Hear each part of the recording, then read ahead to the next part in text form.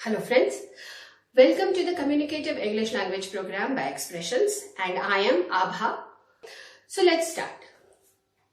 तो I have a question with you. हम लोग यहाँ आए क्यों हैं? Obviously इंग्लिश सीखने के लिए.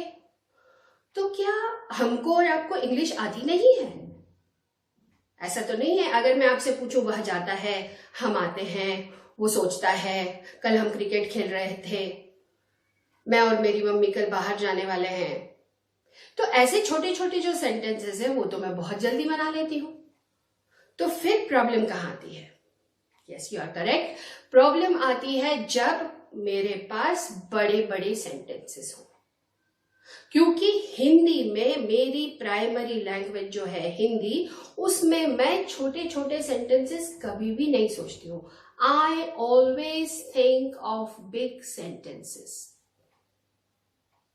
सो मेरे दिमाग में चलने वाले सेंटेंसेस जो हैं वो बड़े हैं और कॉम्प्लिकेटेड हैं.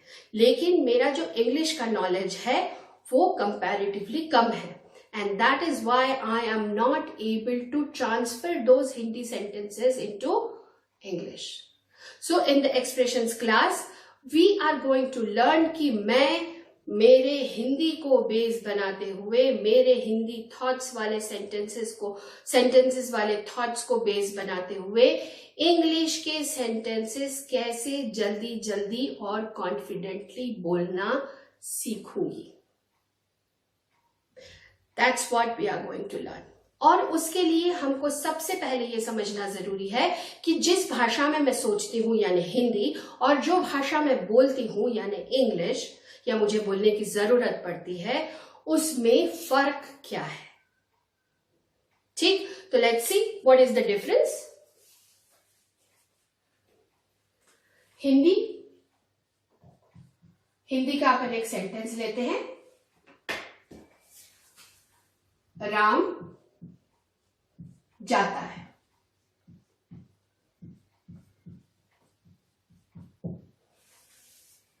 ठीक है, राम जाता है. इससे छोटा सेंटेंस हम नहीं बना सकते. अब अगर मुझे इसमें कब, क्यों, किसके साथ, कहां, ये सब कुछ ऐड करना होगा तो मुझे हिंदी में इन दो वर्ड्स के बीच में ही ऐड करना पड़ेगा. यानी मेरा हिंदी का जो सेंटेंस बनेगा वो कुछ ऐसा बनेगा कि राम रोज सुबह बगीचे में घूमने जाता है.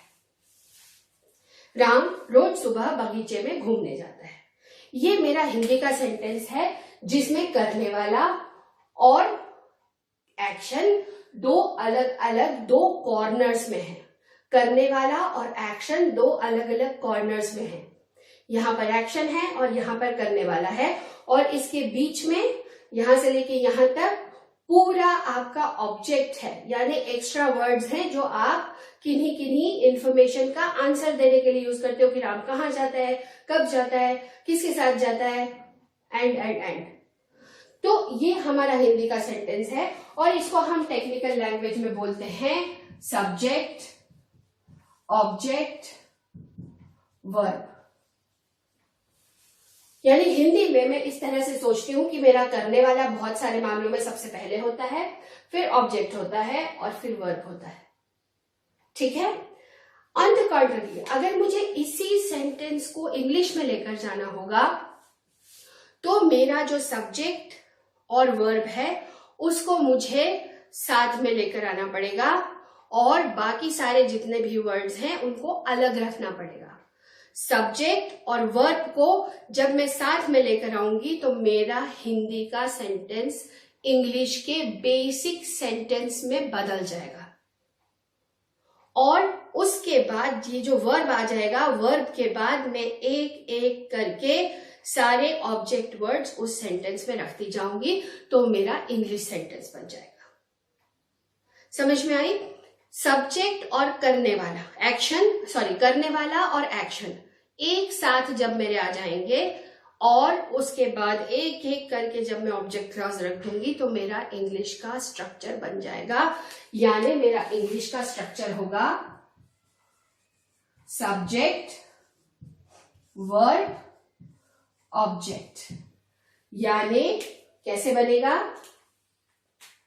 राम प्लस जाता है और उसके बाद ये सारा।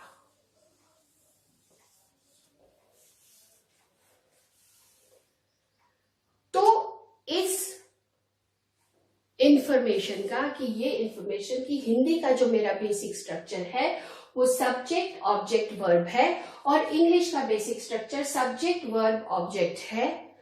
ये हम इंग्लिश बोलने के लिए कैसे इस्तेमाल करेंगे?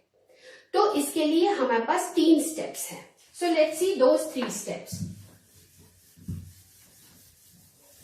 एक सेंटेंस लेते हैं, हम अभी का ही सेंटेंस ले लेते हैं।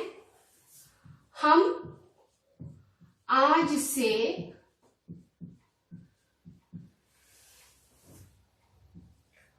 ऑनलाइन इंग्लिश पढ़ रहे हैं।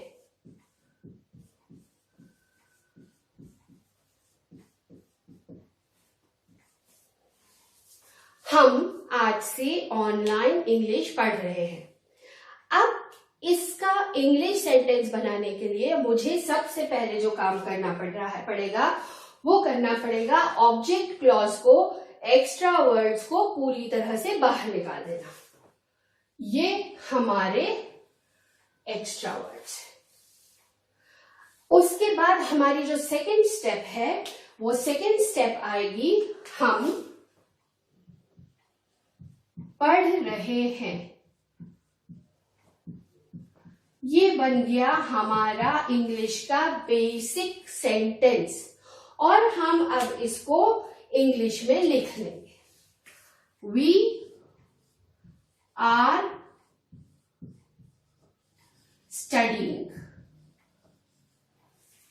ये बन गया हमारा इंग्लिश का बेसिक सेंटेंस, और इसके बाद हम एक एक करके सारे ऑब्जेक्ट वर्ड्स इसमें जोड़ देंगे। We are studying English online from today. ठीक है, अब हमने ये समझा कि मैं सोचती हिंदी में हूं, मुझे अलग अलग वजहों से इंग्लिश में बोलना पड़ता है।